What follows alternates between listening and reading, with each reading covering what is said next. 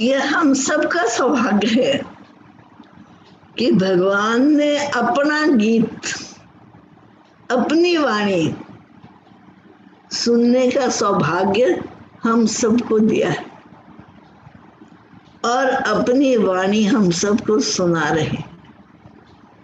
आज हम 8वें अध्याय के 18वें श्लोक पर आ गए हैं। 17 किए थे ना पिछली बारी, 17वां किया था, जहाँ की वो टाइम की रिलेटिविटी बता रहे थे कि ब्रह्मा की जब ब्रह्मा आंख खोलते हैं तो उनका एक दिन हो जाता है, और वो एक दिन कितना बड़ा है?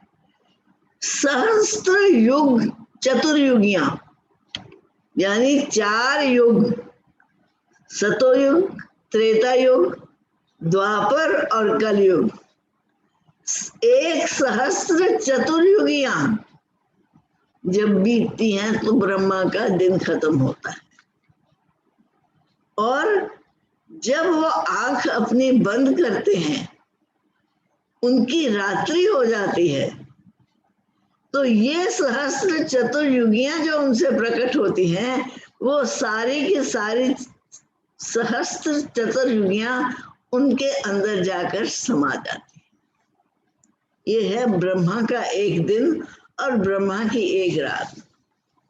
और हम अपने समय में कूद रहे हैं, अपनी इंपॉर्टेंस बना रहे हैं, अपना महत्व महसूस कर रहे हैं, दूसरों को महसूस करवाना चाहते हैं। I am so busy, you know, मैं इतना व्यस्त हूं, मेरा समय मत खराब करो, मैं बहुत व्यस्त हूं। कितना व्यस्त है? ब्रह्मा की आंख खोलने और आंख बंद करने के रिलेशन में देख ले तेरे समय की कीमत क्या है। अब इसी बात का आगे विस्तार करते हुए 18वें श्लोक में वो कह रहे हैं, अव्यक्तात् अव्यक्ता सर्वा प्रभवन्ति अहराग्नि। जब ब्रह्मा का दिन होता है, जब ब्रह्मा की आंख खुलती है, तो क्या होता है? ब्रह्मा अपने दिन में क्या करते हैं? अव्यक्तात् व्यक्ता सर्वा, जो कुछ भी अव्यक्त में समाया हुआ है, जो कुछ भी अनमैनिफेस्ट है, वो सब कुछ जो अनमैनिफेस्ट में समाया हुआ है ब्रह्मा के, वो सब प्रभवंती अहराग में, दिन होते ही, यानी उनकी आंख खुलते ही, प्रभवंती, वो सब प्रकट हो जाता है, वो सब मैनिफेस्ट हो जाता है। जो पहले अनमैनिफेस्ट में पड़ा था, जो हमें दिख नहीं रहा था, जिस पल ब्रह्मा आंख खोलते हैं, वो सारा का सारा अव्यक्त से प्रकट हो जाता है। और जब वो दिन बीत जाता है, जब ब्रह्मा की रात्रि आती है, रात्रि को क्या होता है? हम आंखें बंद कर लेते हैं ना अपनी और सो जाते हैं। तो ब्रह्मा की भी जब रात्रि आती है, तो प्रलीयन्ते तत्रैव, तो वो जो अव्यक्त से सब कुछ प्रकट हुआ था, वो जो अव्यक्त से सब कुछ मैनिफेस्ट हुआ था ब्रह्मा के, वो वापस जाकर तत्रैव, अव्यक्त संग के वहीं का वहीं जाकर समा जाता है ब्रह्मा में।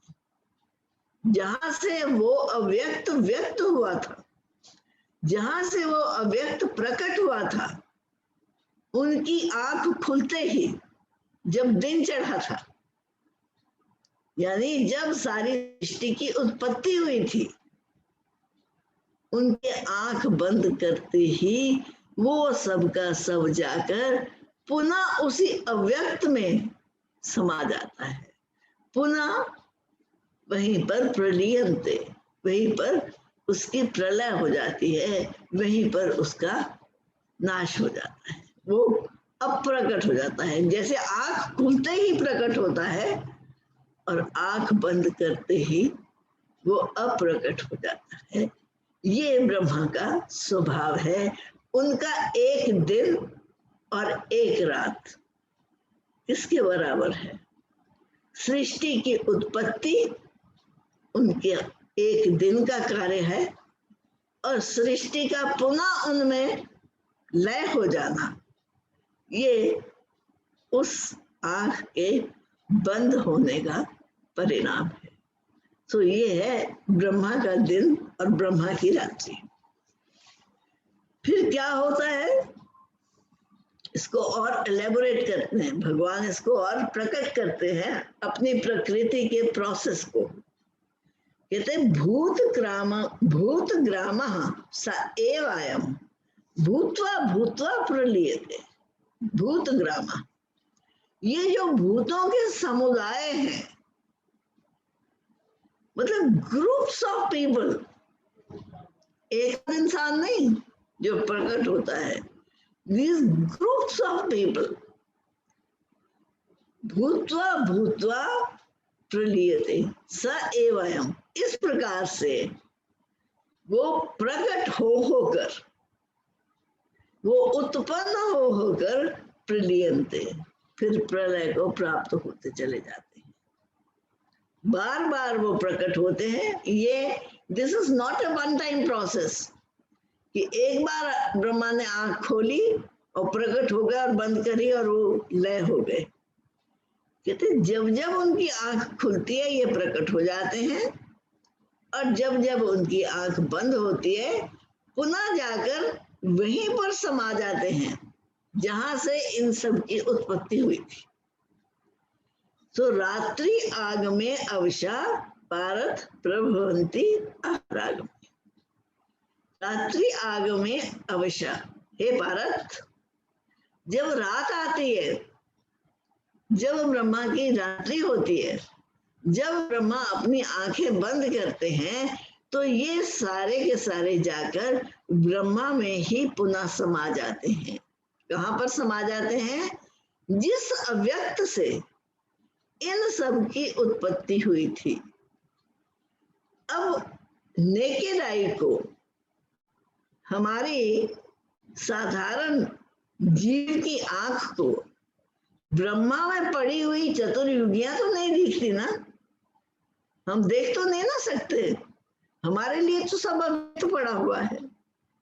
कहते जिस अव्यक्त से ये प्राणी समुदाय भूतवा भूतवा बार बार उठकर बार बार उसमें जाकर लय हो जाते हैं। कब लय होते हैं? रात्रि आगमे अवशा, जब उनकी रात होती है तो ये सब जाकर उनमें लय हो जाते हैं, और जब उनका दिन होता है प्रभवंती अहराग, जब उनका दिन चढ़ता है, जब उनकी आंख खुलती है, तो ये फिर पुनः प्रभवंती, पुनः उत्पन्न हो जाते हैं। ये है सृष्टि के क्रिएशन का प्रोसेस। भगवान अपना रहस्य हमारे सामने खोल रहे हैं कि ये सृष्टि कैसे उत्पन्न होती है उनमें, और कैसे जाकर उन्हीं में फिर प्रलय हो जाती है। हे भारत, वही ये भूत समुदाय, यानी कौन से? वही ये भूत समुदाय जो ब्रह्मा की आंख खुलने पर सबके सब प्रकट हुए थे। वो जो अव्यक्त से सब प्रकट हुए थे, वही ये भूत समुदाय उत्पन्न होकर प्रकृति के वश में हुआ रात्रि के प्रवेश काल में लीन होता है। कौन? भूत समुदाय, एक व्यक्ति नहीं, ग्रुप्स ऑफ पीपल उसी ब्रह्मा के अव्यक्त से उत्पन्न होकर फिर जब रात आती है उसकी, तो ये जाकर पुनः उसमें लय हो जाते हैं, और दिन के प्रवेश काल में फिर उत्पन्न होता है। कहीं बाहर से नहीं आते, उनके अंदर जो अव्यक्त पड़े थे, आंख खुलते ही वो प्रकट हो जाते हैं। ये प्रोसेस अगर हम ध्यान से इसको समझने की कोशिश करें ना, तो हमारे प्रोसेस से जरा रिवर्स है। हम जब सो जाते हैं तो हमारी आंखों के आगे से सारे दृश्य जो हैं वो दूर हो जाते हैं, सारे दृश्य अदृश्य हो जाते हैं। हमें सोए हुए कुछ नहीं पता बाहर संसार में क्या हो रहा है, हमारे आसपास क्या हो रहा है, हमारे पास कौन बैठा है, कौन मेरा मित्र है, कौन मेरा हरि है, कुछ नहीं पता, because we are totally unaware of the situations around us. लेकिन यहाँ पर वो कहते हैं कि जब ब्रह्मा की आंख खुलती है तो अव्यक्त में पड़े हुए जो भूत समुदाय है, जो जीव हैं, जो प्राणी हैं, वो उस आंख खुलने के साथ साथ प्रकट हो जाते हैं। जैसे जब हम सोते हैं तो हमारे सोते ही एक स्वप्न दृश्य हमारे अंदर जन्म लेता है, हमारे अंदर प्रकट होता है।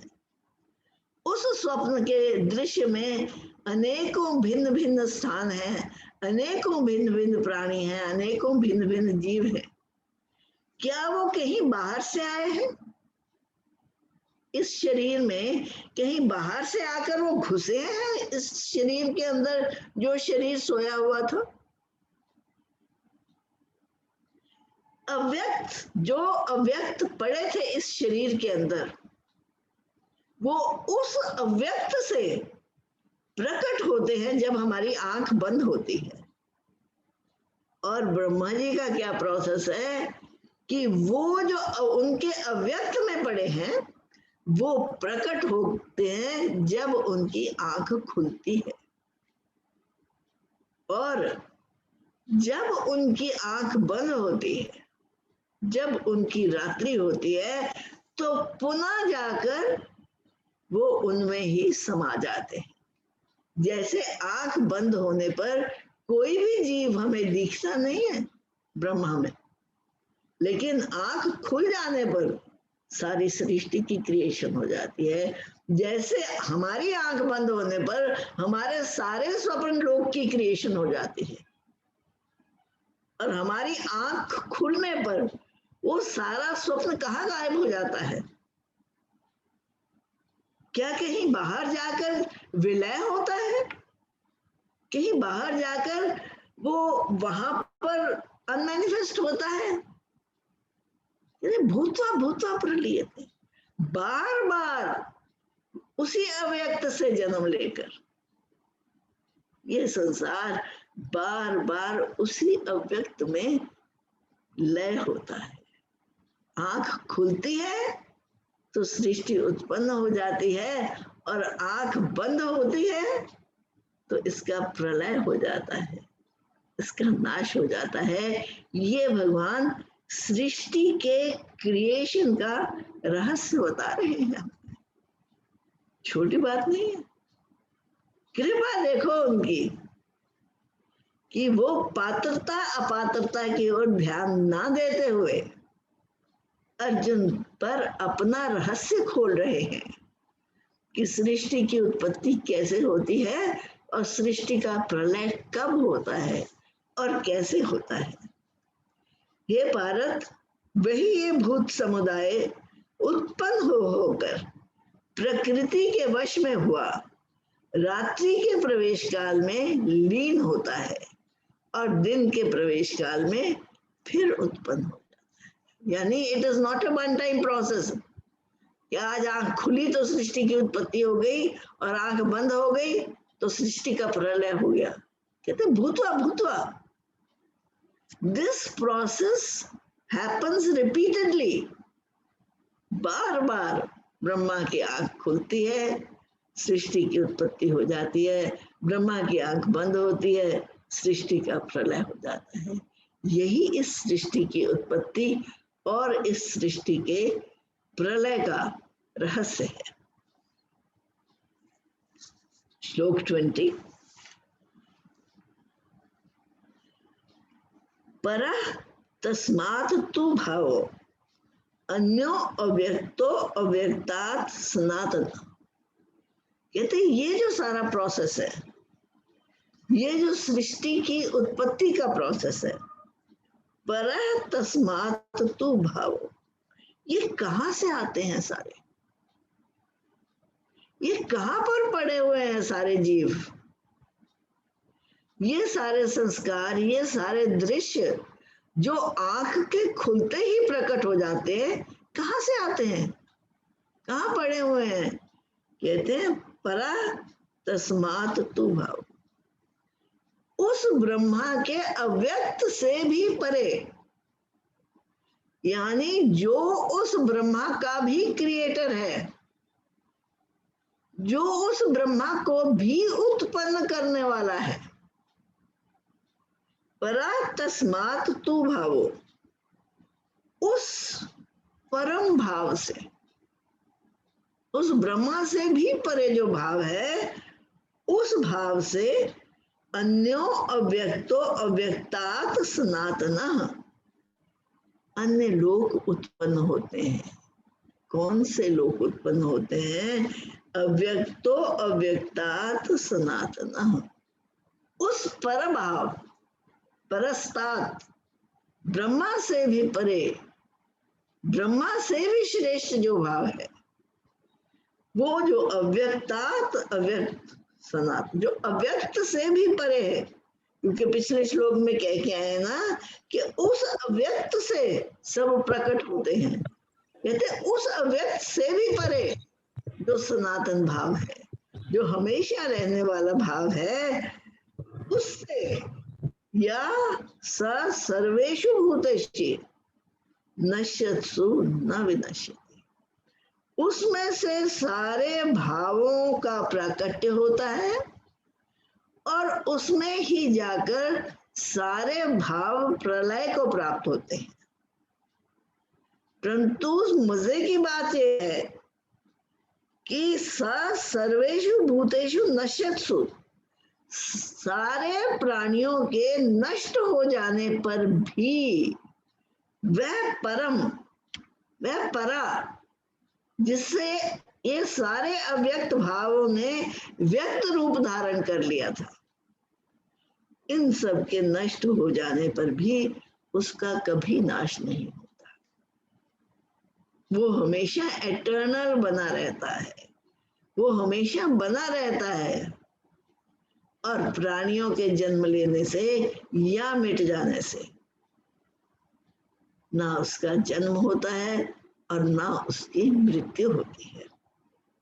परंतु उस अव्यक्त से भी अति परे दूसरा अर्थात विलक्षण जो सनातन अव्यक्त भाव है, वह परम दिव्य पुरुष सब भूतों के नष्ट होने पर भी नष्ट नहीं होता। थोड़ा सूक्ष्म है, बहुत गहरा रहस्य बता रहे हैं भगवान। इसलिए उनके इस गहरे रहस्य को समझने के लिए हमें भी उनके साथ साथ चलना पड़ेगा। अपने अन्य भावों से निवृत्त होकर जो रहस्य भगवान हमें बता रहे हैं, यदि एकाग्रचित्त होकर हम उस रहस्य को सुनेंगे तो उस रहस्य को समझ पाएंगे। क्योंकि ये कठिन विषय है, ये आसान विषय नहीं है, ये भगवान की सृष्टि की क्रिएशन का विषय है।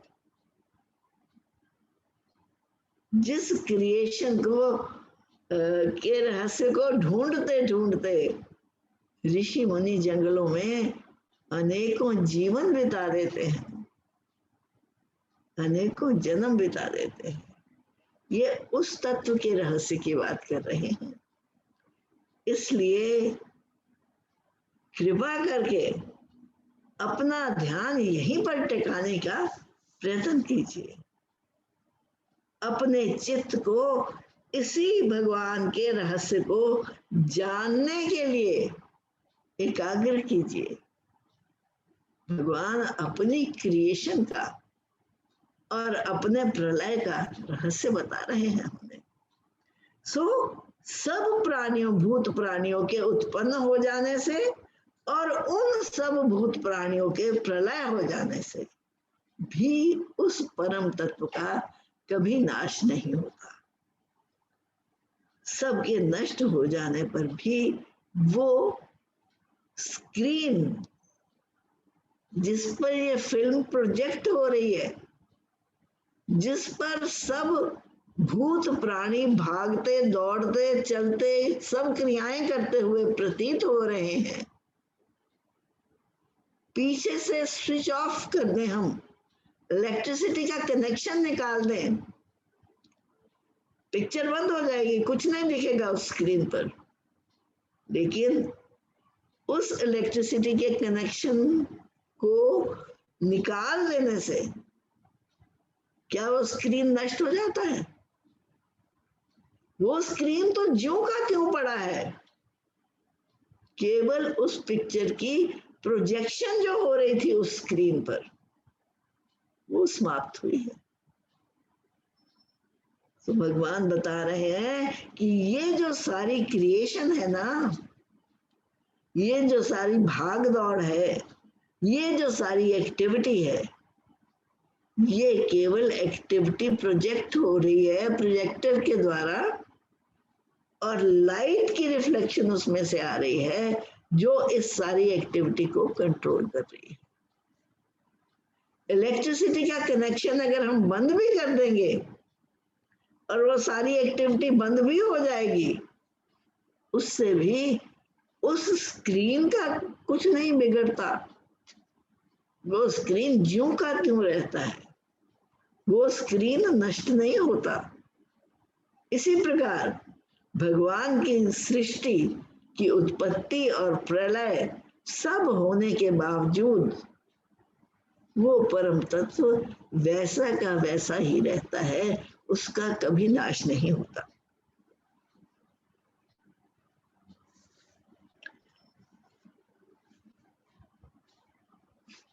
परंतु उस अव्यक्त से भी अति परे दूसरा अर्थात विलक्षण जो सनातन अव्यक्त भाव है, वह परम दिव्य पुरुष सब भूतों के नष्ट होने पर भी नष्ट नहीं। सो सीमिंगली सब भूत नष्ट भी हो जाते हैं, सब प्राणी नष्ट भी हो जाते हैं, लेकिन वो अव्यक्त तत्व सबके नष्ट होने पर भी नष्ट नहीं होता, वो ज्यों का त्यों वैसा का वैसा रहता है। अब श्लोक 21 भगवान कहते हैं अव्यक्तो अक्षर इति उक्ता तम आहु परमाम गति यम प्राप्य न निवर्तन्ते तत् धाम परमम मम। क्या बात! अब भगवान अपने उस धाम की बात कर रहे हैं, अपने उस स्थान की बात कर रहे हैं जहां पहुंचकर वो कहते हैं कभी वापसी नहीं होती, जहां पहुंचकर कभी वापस आना नहीं होता। अव्यक्तो अक्षर इति उक्ता, उसको क्या कहते हैं? जो सबके नष्ट हो जाने पर भी जिसका कभी नाश नहीं होता, वो जो अव्यक्त है, वो जो अनमैनिफेस्ट है, जो इन साधारण नेत्रों के द्वारा देखा नहीं जा सकता, वो अक्षर है, यानी उसका कभी नाश नहीं होता, वो सदा ही बना रहता है। और कौन कहता है ऐसी बात? हमें कौन बताता है? इति उक्ता तम आहु, जो बड़े बड़े ऋषिगण हैं, जो इस रहस्य को जानने वाले हैं, वो ये बात कहते हैं। इति उक्ता तम आहु, ये बात उनके द्वारा कही जाती है जिन्होंने इसको अपने ध्यान में रियलाइज किया है, अपने ध्यान में देखा है।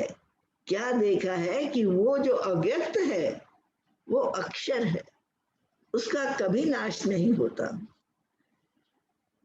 इति उक्ता तम आहु परमाम गति। सो जो श्रेष्ठ लोग हैं, जो ऋषि लोग हैं, जिन्होंने इस भगवान के इस रहस्य का अपने जीवन में साक्षात्कार किया है, यानी who have directly experienced him, स्पष्ट रूप से जिनका साक्षात्कार हुआ है इस तत्व से, वो क्या बताते हैं, वो उस तत्व के बारे में क्या हमें क्या सूचना देते हैं।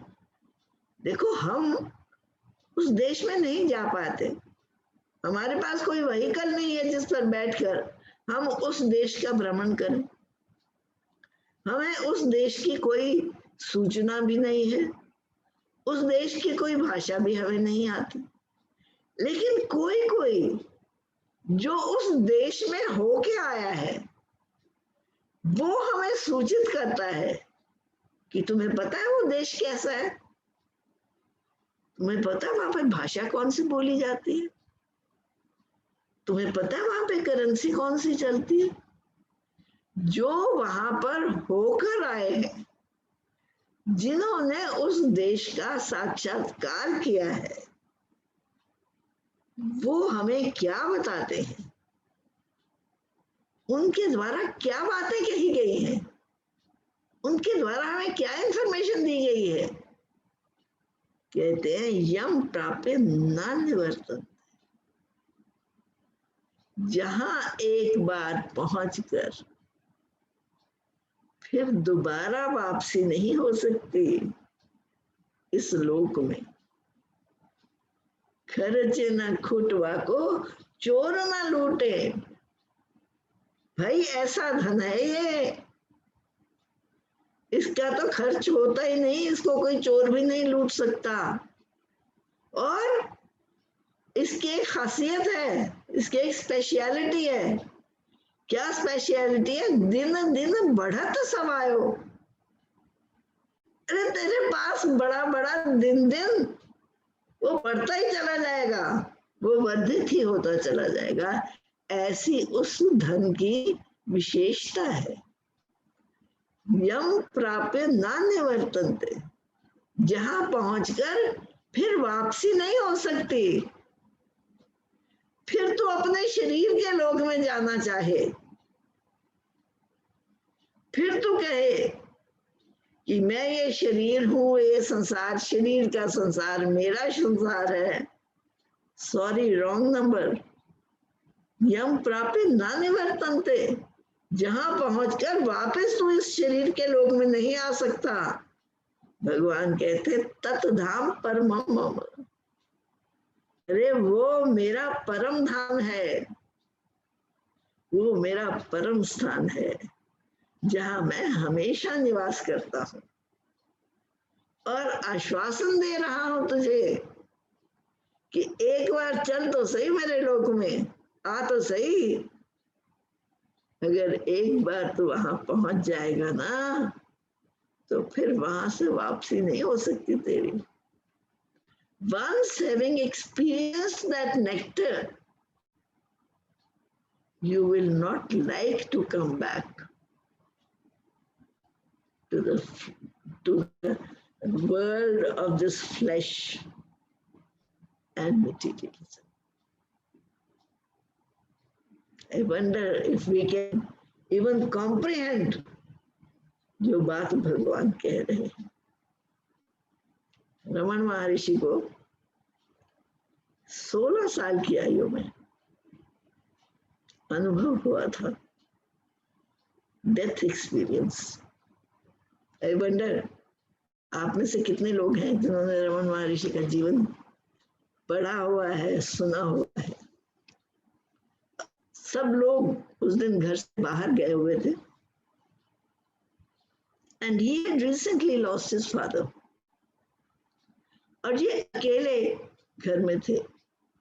इनका दूसरी मंजिल पे कमरा था, जहाँ पे इनकी माँ और ये और इनके भाई ये रहते थे इनके मामा के घर। तो किसी कार्यवश, किसी ऑक्यूपेशन से सब घर के लोग बाहर गए हुए थे। और रमन महर्षि घर में अकेले थे। और एक क्यूरियोसिटी, वास्तव में क्यूरियोसिटी नहीं, वो जन्म जन्म का संस्कार था, वो जन्म जन्म का अनुभव था, जो आज उनको पकड़ने के लिए आया था, आज उनके जीवन का स्तर बदलने के लिए आया था। और बड़े जोर से ये प्रश्न उठा, मैं कौन हूं? Who am I? क्या मैं ये शरीर हूं? उन्होंने अपने शरीर को लेट गए जमीन पे और अपने शरीर को उन्होंने स्टिफन कर लिया, यानी सांस को रोक लिया कुछ पल के लिए, और देख रहे हैं सारी प्रक्रिया जो शरीर के साथ हो रही है कि सांस रुक गया है, सांस आ नहीं रहा, शरीर के सब अंगों की जो क्रियाएं हैं वो रुक गई हैं, कोई अंग अपने आप हिलडुल कर नहीं सकता, और अपने आप से प्रश्न कर रहे हैं। ये कॉन्शियस एक्सपीरियंस है उनका, अनकॉन्शियस नहीं है। He is aware what is happening and he is questioning himself, who am I? Am I this body? इस शरीर ने श्वास लेने बंद कर दिए, ठीक है, यही शरीर का अंत होता है ना। ये शरीर ने तो श्वास लेने बंद कर दिए, इस शरीर का तो अंत हो गया, लेकिन फिर भी कोई है जो इस शरीर में होने वाली सारी प्रक्रिया के दर्शन कर रहा है, who is aware of everything that is happening within this body. और इस शरीर को भूमि पर पड़ा हुआ लाइक ए कॉप्स, एक शव की तरह इस शरीर को भूमि पर पड़ा हुआ देखकर उनकी कॉन्शियसनेस, उनकी चेतना उस अवेयरनेस के साथ आइडेंटिफाइड है कि कौन है जो इस सारी प्रक्रिया का दर्शन कर रहा है। यानी इस शरीर में से प्राण निकल गए, इस शरीर के श्वास बंद हो गए, ये शरीर निष्प्राण हो गया, फिर भी मैं देख रहा हूं। There is someone who is watching all this. और उस समय इस सारी प्रक्रिया की अवेयरनेस होते हुए अपने आप से प्रश्न किया, क्या मैं उस शरीर में वापस जाना चाहूंगा? क्या मैं पुनः वो शरीर बनकर जीना चाहूंगा? तो उत्तर क्या मिला? सारी दुनिया की दौलत मुझे एक तरफ मिल जाए और कोई मुझे कह दे कि तू इस शरीर को अपना ले, इस शरीर को अपना कह दे, सारी दुनिया तेरी हो जाएगी, you will be the king of the whole world. क्या मैं कह पाऊंगा इस शरीर को अपना?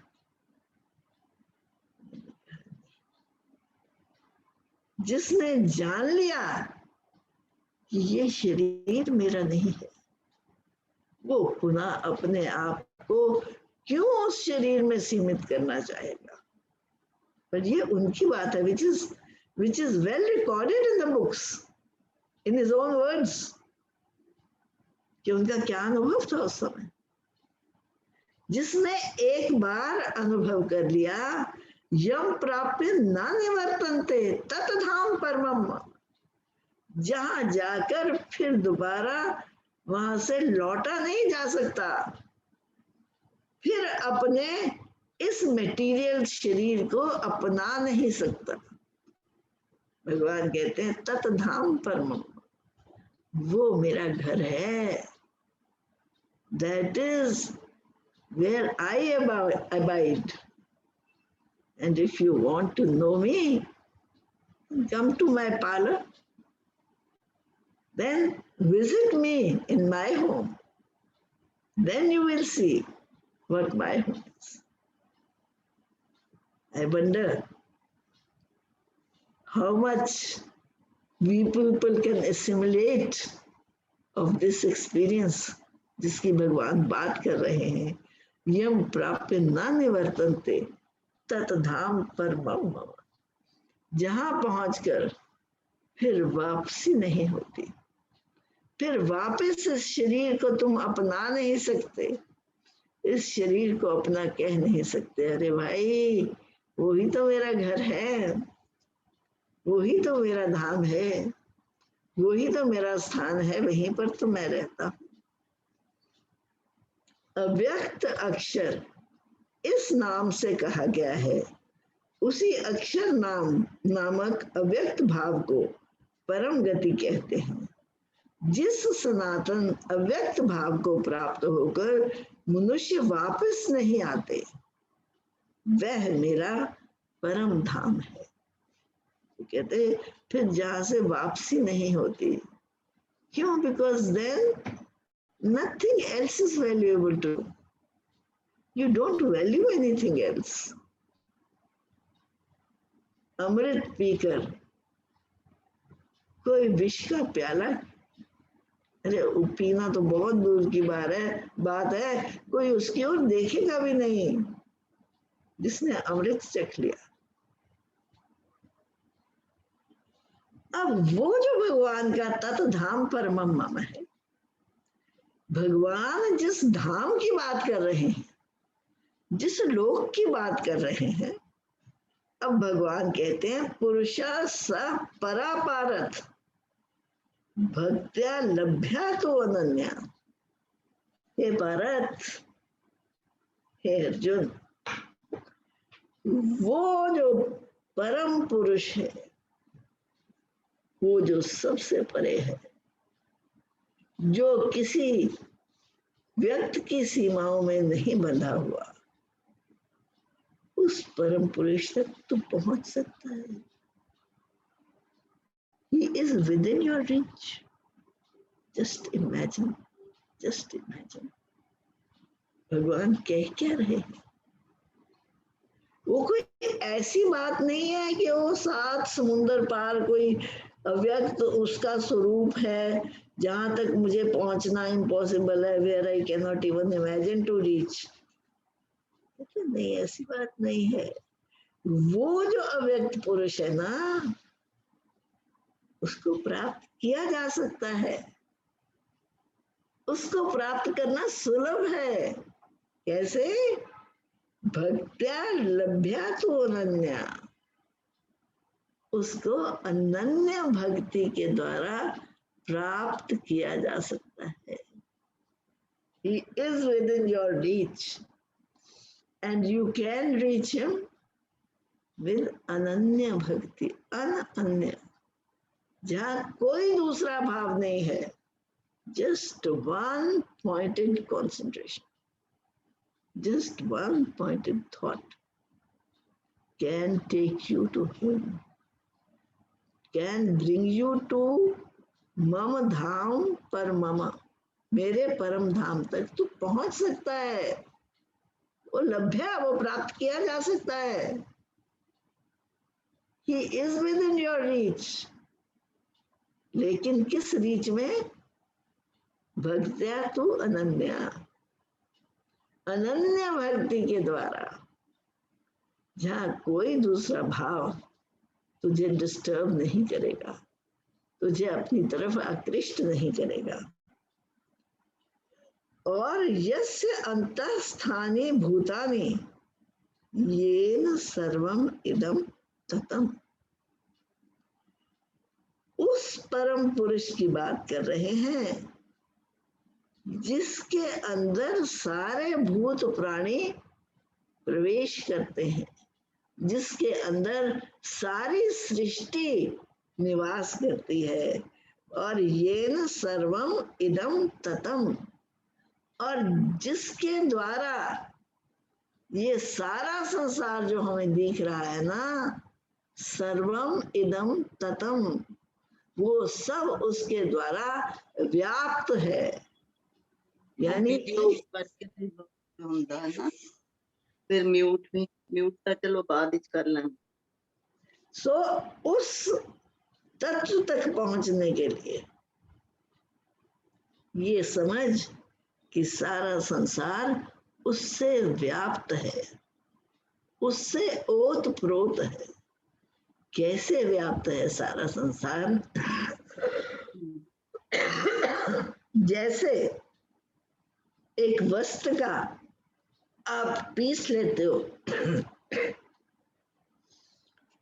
एक कपड़े का आप हिस्सा लेते हो, क्या उस कपड़े का कोई भी अंश है जिसमें धागा नहीं है? जैसे उस कपड़े के हर अंश में धागा व्याप्त है,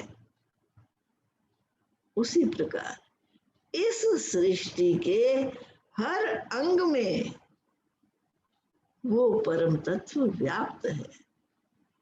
उसके अतिरिक्त इस सृष्टि की कोई सत्ता नहीं है, कोई एग्जिस्टेंस नहीं है।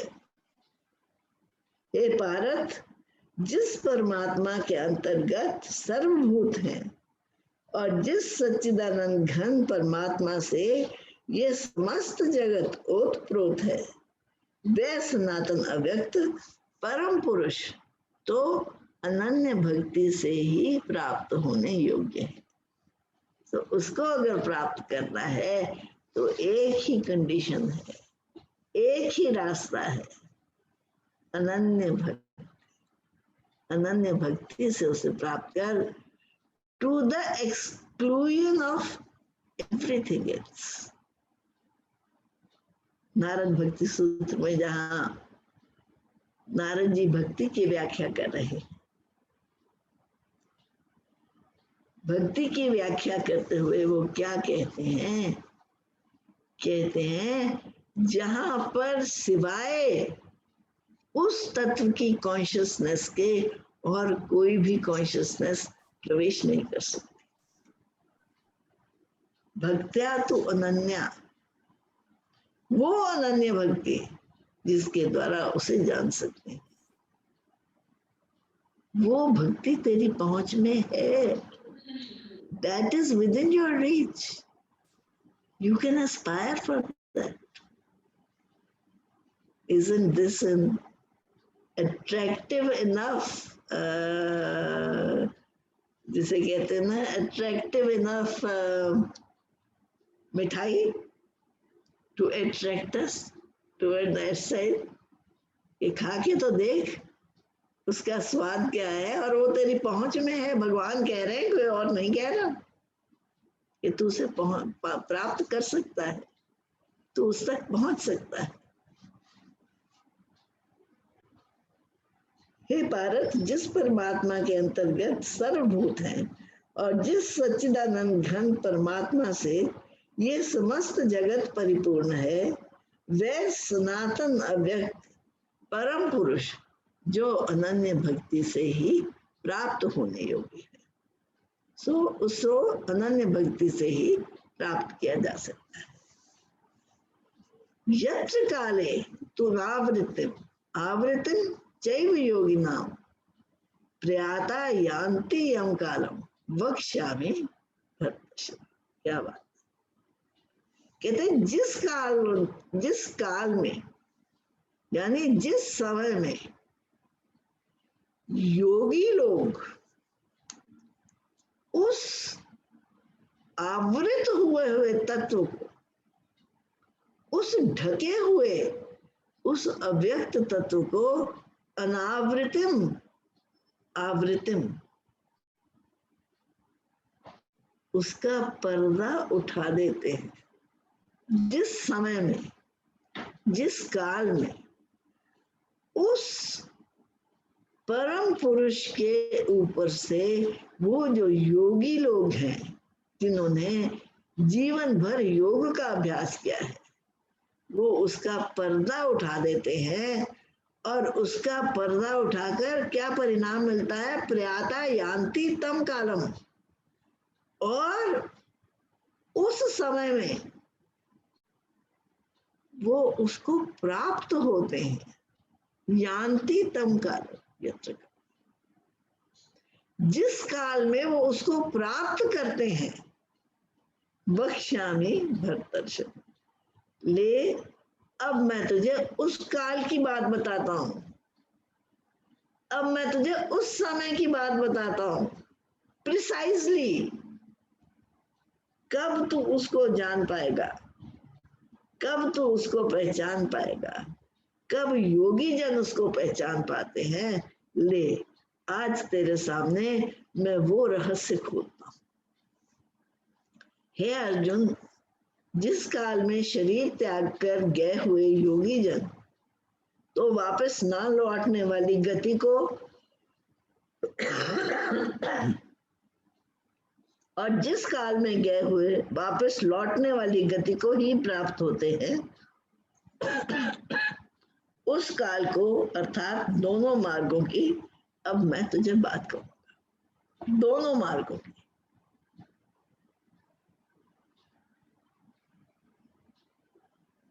कब उसको प्राप्त होकर वापस नहीं होते और कब उसको प्राप्त होकर फिर लौटना पड़ता है। अब भगवान हमें ये रहस्य अपना बताने लगे हैं। हे अर्जुन, जिस काल में शरीर त्याग कर गए हुए योगी जन तो वापस ना लौटने की गति को और जिस काल में गए हुए वापस लौटने वाली गति को ही प्राप्त होते हैं, उस काल को अर्थात दोनों मार्गों को मैं तुझे कहूंगा। अब भगवान हमें दोनों रास्तों की बात बता रहे हैं।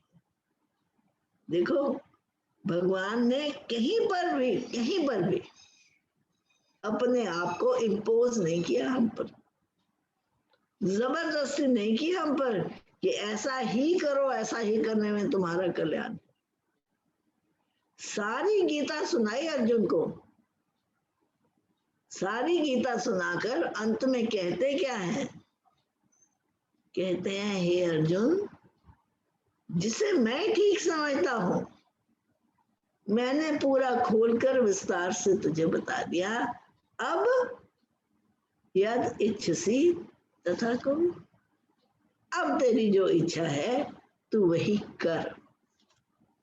भगवान दोनों रास्ते हमें दिखा सकते हैं लेकिन हमें फोर्स नहीं कर सकते, क्योंकि ये उनका स्वभाव नहीं है कि तो इसी रास्ते पर चल। The choice has to be yours. You have to choose whatever you want to अपनाओ, इस रास्ते पर मैं चलूंगा। वो चॉइस भगवान कहते हैं तेरी है। अब 24वां श्लोक है, अग्नि ज्योतिर अह शुक्ला षण्मासा उत्तरायण तत्र प्रयाता गच्छन्ति ब्रह्म ब्रह्म विदो जना। अब कहते हैं अग्नि ज्योतिर अह शुक्ला षण्मासा उत्तरायण। कहते जिस समय में श्वेत शुक्ला यानी प्रकाशमान श्वेत प्रकाश होता है, उत्तरायण के वे 6 मास, जब सूर्य की गति उत्तरायण की तरफ होती है, जब सूर्य उत्तरायण में होते हैं, यानी उत्तरायण और दक्षिणायन, जिसे हम आज की भाषा में northern sphere and southern sphere कहते हैं। और सूर्य की गति ऐसी है, ये बहुत ही इंटरेस्टिंग विषय है। जिस प्रकार ब्रह्मा के दिन और रात की गति उन्होंने, उसी प्रकार प्रत्येक नक्षत्र की भी अपनी गति है। अब सूर्य की गति बता रहे हैं। जैसे ब्रह्मा की गति तो आंख खोलते हैं तो दिन चढ़ता है, आंख बंद करते हैं तो रात हो जाती है, प्रलय हो जाती है। कहते हैं सूर्य का जब दिन होता है, जब वो नॉर्दर्न स्फीयर में, हेमिस्फीयर में होता है, जब वो उत्तरायण में होता है, तो वो जो 6 मास का समय है उत्तरायण का, उसको शुक्ल पक्ष कहा जाता है। यानी प्रकाशमय पक्ष सूर्य का, जहां सूर्य का प्रकाश पूर्ण अपनी ज्योति में दीप्यमान हो रहा है, प्रकाशमान हो रहा है सूर्य। कहते अब उस समय में जो कोई प्राणों का त्याग करता है, यानी उत्तरायण में जब कोई प्राणों का त्याग करता है, गच्छन्ति ब्रह्म विदो जना, वो ब्रह्म को जानने वाले लोग ब्रह्म को ही प्राप्त होते हैं। भीष्म पितामह हत हुए थे बाणों से महाभारत के युद्ध में। उनके लिए बाणों की शैया बना दी गई थी और सिर उनका नीचे लटक रहा था। उन्होंने कहा मुझे तकिया चाहिए। दुर्योधन और उसके भाई भागे गए भीष्म पितामह के लिए तकियों का इंतजाम करने। मखमली तकिए लेके आए उनके लिए ताकि उनके सिर को कंफर्टेबल कर सके। लेकिन अर्जुन ने अपने धनुष से एक ऐसा बाण चलाया, जो बाण आकर जिस बाण ने उनके सिर को नीचे से सपोर्ट किया और वो तकिए बना उनके लिए। और भीष्म पितामह बहुत प्रसन्न हुए। कहते अर्जुन जानता है कि युद्ध भूमि में मुझे कौन सा तकिया चाहिए, लेकिन उनको इच्छा मृत्यु का वरदान प्राप्त था। भीष्म पितामह को गंगा उनकी माँ ने ये वरदान दिया था कि जब तू चाहेगा तो अपने प्राणों का त्याग कर सकेगा। भीष्म पितामह का शरीर छिदा हुआ था बाणों से, कोई अंग कोई रोम ऐसा नहीं था जिसमें से रक्त प्रवाहित नहीं हो रहा था। तो कल्पना करें कितनी पीड़ा होगी उनको उस घायल अवस्था में। वो चाहते तो उसी समय अपने प्राणों का त्याग कर सकते थे, क्योंकि इच्छा मृत्यु का वरदान उनको प्राप्त था, ये उनकी माँ ने उनको वर दिया था। लेकिन उन्होंने उस समय अपने शरीर का त्याग नहीं करना चाहा। क्यों? क्योंकि सूर्य उस समय दक्षिणायन में था। उन्होंने चूज किया, भीष्म पितामह ने ये चुना कि उनका शरीर बाणों की शैया के ऊपर लेटा रहे, पीड़ा से ग्रसित रहे, शरीर के कण कण में पीड़ा होती रहे। लेकिन प्राण वो तभी त्यागेंगे जब सूर्य उत्तरायण में प्रवेश करेगा। और इसका बहुत ही सुंदर वर्णन आता है महाभारत में। जब युद्ध खत्म हो गया, कौरव सारे खत्म हो गए, पांडवों की विजय होगी और युधिष्ठिर का अभिषेक भी हो गया, लेकिन भीष्म पितामह अभी भी बाणों की शैया के ऊपर कुरुक्षेत्र की युद्ध भूमि में पड़े हुए हैं। और सब लोग चले गए अपने अपने स्थानों को।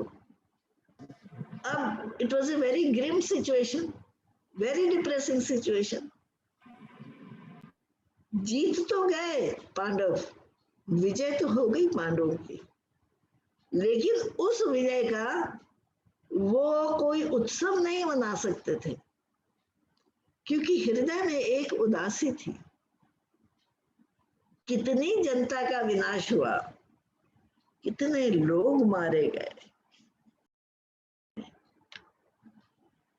और उस युद्ध की विजय के ऊपर इलेशन होने के बजाय युधिष्ठिर वेंट इन। अब युधिष्ठिर बहुत उदास हो गए, ये मैंने क्या किया, अपने एक राज्य की गद्दी लेने के लिए मैंने इतना विनाश करवा दिया जनता का, और वो इस डिप्रेशन से बाहर नहीं निकल सकते। और भगवान कृष्ण अभी हस्तिनापुर छोड़कर गए नहीं है द्वारिका, अभी हस्तिनापुर में रह रहे हैं, इनको समझाने की कोशिश कर रहे हैं। जब उन्होंने देखा कि युधिष्ठिर नहीं समझ रहे हैं,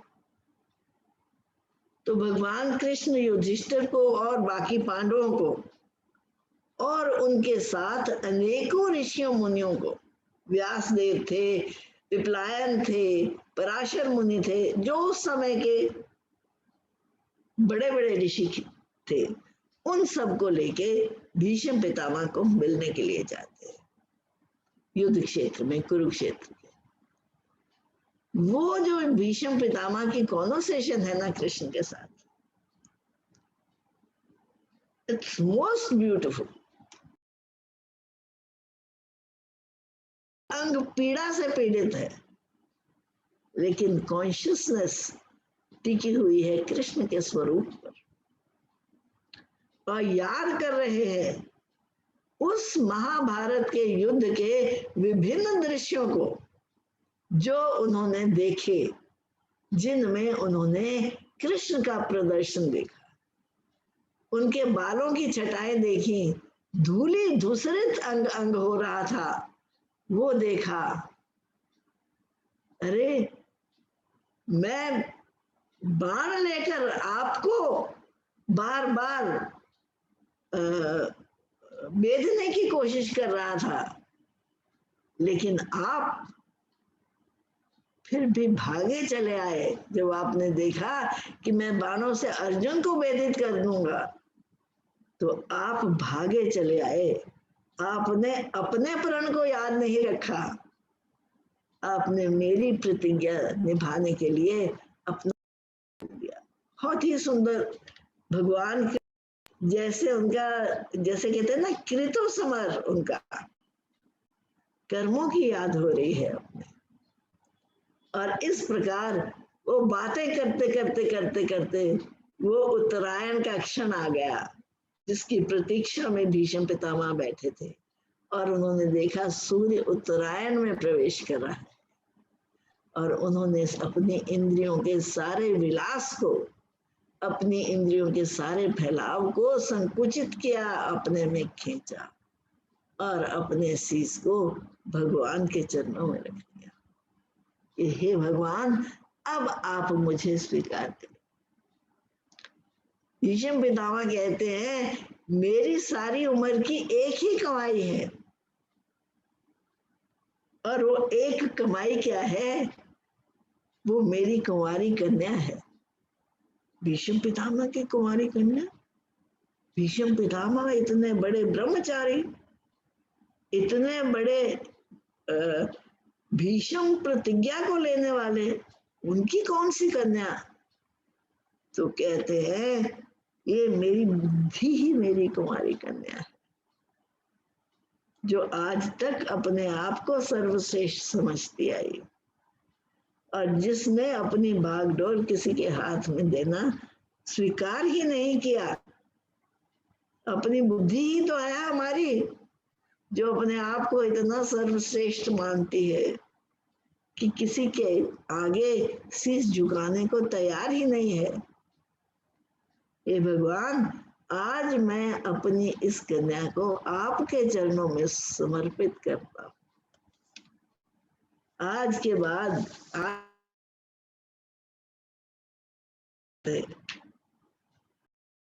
आज मैं इस सारे निर्णय आपके चरणों, सुंदर श्लोक है, मैं जब याद करती हूँ तो आंखें भर आती हैं। सो कहते, उस उत्तरायण की प्रतीक्षा में बैठे थे भीष्म पितामह, और जब उन्होंने देखा कि अब सूर्य की गति उत्तरायण की तरफ जा रही है। वो उत्तरायण दूसरी कौन थी फिर? एक तो बुद्धि हो गई, दूसरी कौन थी?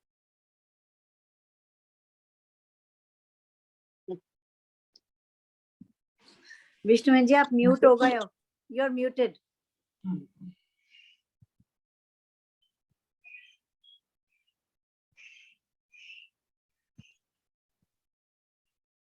अभी भी म्यूट है, नहीं सुनाई दे रहा। Still muted, still muted. Unmute करो अपने आप को।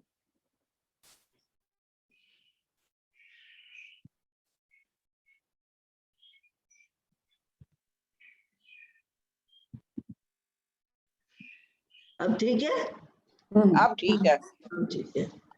सो जब अपनी बुद्धि उन्होंने समर्पित करी तो ये एक बुद्धि थी ना, दूसरी कौन सी थी? दो कहते हैं, दो कुंवारी कन्या। ना एक कन्या, एक एक कुंवारी कन्या, एक ही थी बुद्धि थी। अच्छा, ये बुद्धि ही हमको सबसे ज्यादा भटकाती है। अगर ये बुद्धि ना भटकाए, हम शास्त्र की बात को स्वीकार कर लें, फिर तो जीवन आसान हो जाए। अब ऐसे भीषण प्रतिज्ञा वाले भीष्म पितामह वो भी प्रतीक्षा कर रहे थे, क्योंकि वो जानते थे कि सूर्य उत्तरायण में जाएगा तो मुझे वो गति प्राप्त होगी जिस गति को प्राप्त हो करके मुझे वापस नहीं आना पड़ेगा। ये सारी कहानी इसलिए मैंने सुनाई। हे अर्जुन, जिस काल में शरीर त्याग कर गए हुए योगी जन ना तो वापस लौटने वाली गति को प्राप्त होते हैं, और जिस काल में गए हुए वापस लौटने वाली गति को प्राप्त होते हैं, उस काल को अर्थात दोनों मार्गों को तेरे लिए कहूंगा। उसके बाद हम 24वां श्लोक कर रहे थे कि अग्नि ज्योतिराह शुक्ला क्षणमासा उत्तरायणम तत्र प्रयाता गच्छन्ति ब्रह्म ब्रह्म विदुता। तो उत्तरायण में जो लोग अपने प्राणों का त्याग करते हैं वो ब्रह्म को प्राप्त होते हैं। तत्धाम परम, भगवान ने कहा वो जो मेरा धाम है उस धाम में पहुंचकर फिर वापसी नहीं, फिर वापस अपने शरीर के लोक में तो नहीं आ सकता। उत्तरायण के 6 महीनों का, अच्छा ये भाषा जरा कॉम्प्लिकेटेड है पर बात उन्होंने वही कही है जो अभी हम करके आए हैं। ज्योतिर्मय अग्नि अभिमानी देवता है, दिन का अभिमानी देवता है, शुक्ल पक्ष का अभिमानी देवता है, और उत्तरायण के 6 महीनों का अभिमानी देवता है। उस मार्ग में मरकर गए हुए ब्रह्मवेता योगी जन ऊपर युक्त देवताओं के द्वारा क्रम से ले जाए जाकर ब्रह्म को प्राप्त होते हैं। तो ये उत्तरायण की गति उन्होंने बताई। अब 25वां श्लोक, भाई थोड़ा सा समय, अब 2-3 श्लोक है, इनको फटाफट खत्म कर देते हैं, ये अध्याय खत्म हो जाएगा।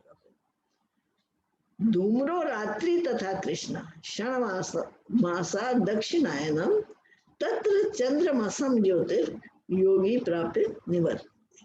अब जैसे 6 महीने सूर्य उत्तरायण में होता है तो वो प्रकाशमय समय है जहां योगी प्राणों को त्याग कर वापस नहीं आता। कहते इसी तरह दक्षिणायन के जो 6 मास है ना, वो धूम्रो रात्रि तथा कृष्ण, वो जैसे धुएं से ढकी हुई रात्रि होती है ना, और कृष्ण काली रात होती है, धुएं से ढकी हुई काली रात के समान है वो दक्षिणायन में जब सूर्य होता है वो समय।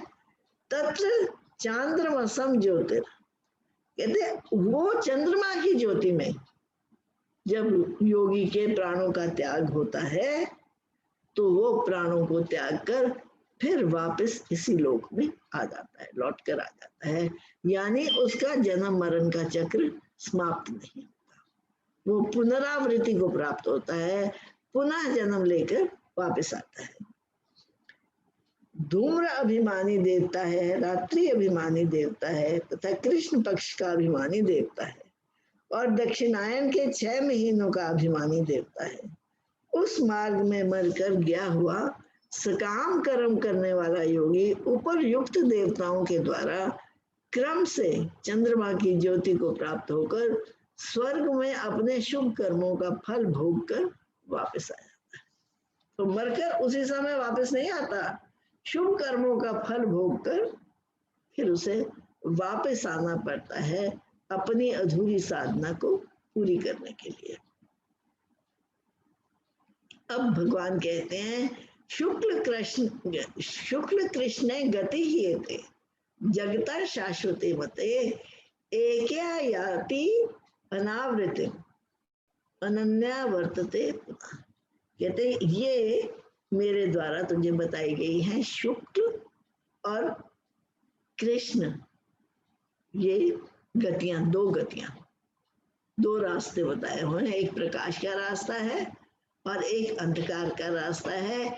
एक से जाकर फिर दोबारा पुनरावृत्ति को प्राप्त हो जाता है और दूसरे के द्वारा जाकर वो पुनरावृत्ति को प्राप्त नहीं होता।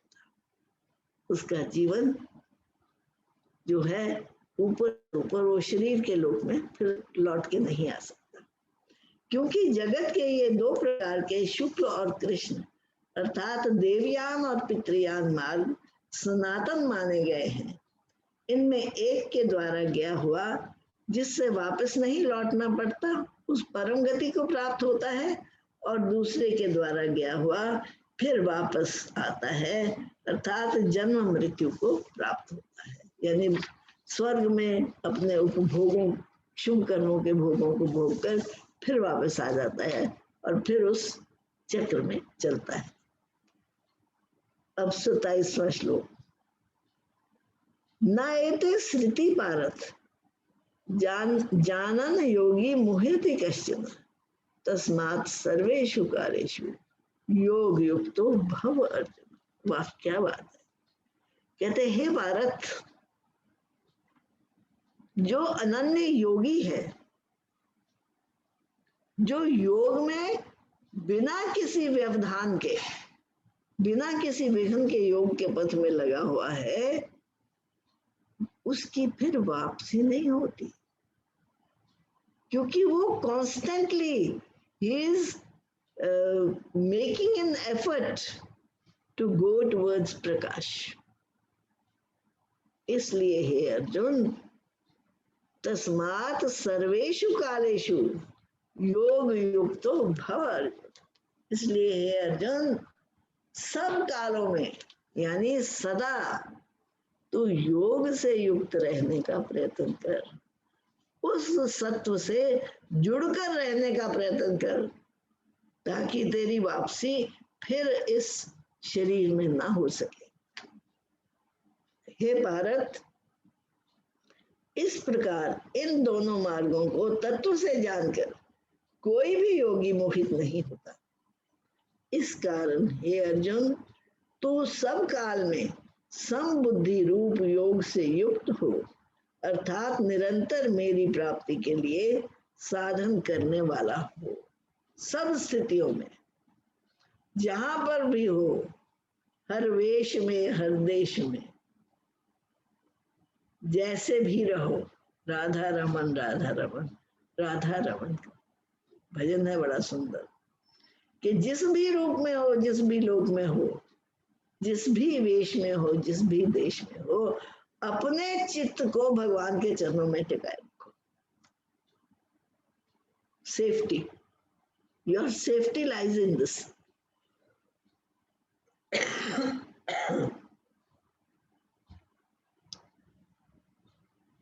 हे भारत, इस प्रकार इन दोनों मार्गों को तत्व से जानकर कोई भी योगी मोहित नहीं होता।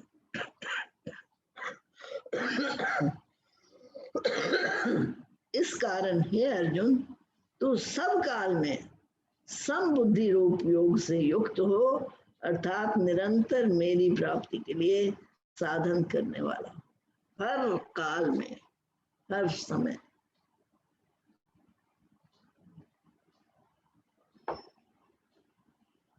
और अब अंतिम श्लोक भगवान बता रहे हैं इस चैप्टर का। वेदेषु यज्ञेषु तपस्सु चैव दानेषु यत् पुण्य फलम प्रतिष्ठम अतिएति तत् सर्वमिदं विदित्वा योगी परमं स्थानम उपैति जयते। कहते वेदों में जो कुछ कहा गया है, यज्ञों के द्वारा जो कुछ कहा गया है, तपों के द्वारा जो कुछ कहा गया है, यानी ये करोगे तो उसका ये फल मिलेगा, ये करोगे उपाय करोगे तो उसका ये फल मिलेगा, दानेशु दान करोगे तो ये फल मिलेगा, यानी जो कुछ भी किसी पुण्य का फल कहा गया है कहीं भी किसी भी शास्त्र में, अत्येति तत् सर्वमिदं विदित्वा, कहते उन सबको जानकर तू उन सबको अत्येति ट्रांसेंड कर जाएगा, सबको पार कर जाएगा। योगी परम स्थानम उपैति च आद्यम, और ऐसा योगी जो इन सब फलों को पार कर जाएगा वो तत्काल मुझे ही प्राप्त होगा, मेरे पास ही पहुंचेगा, ऐसा मेरा आश्वासन है। योगी पुरुष इस रहस्य को तत्व से जानकर वेदों के पढ़ने में तथा यज्ञ तप और दान आदि के करने में जो पुण्य फल कहा गया है उस सब को निस्संदेह उल्लंघन कर जाता है, यानी ही इज नॉट अट्रैक्टेड कि मुझे ये पुण्य फल मिलेगा, मुझे ये पुण्य फल मिलेगा, सबका उल्लंघन कर जाता है और सनातन परम पद को प्राप्त होता है। तो उस पद को प्राप्त होता है यत गत्वा न निवर्तन, जहां जाकर फिर उसकी वापसी नहीं। तो आज संपन्न हुआ अष्टम अध्याय, कल नवम अध्याय से आरंभ करेंगे भगवान की कृपा से। बहुत सुंदर।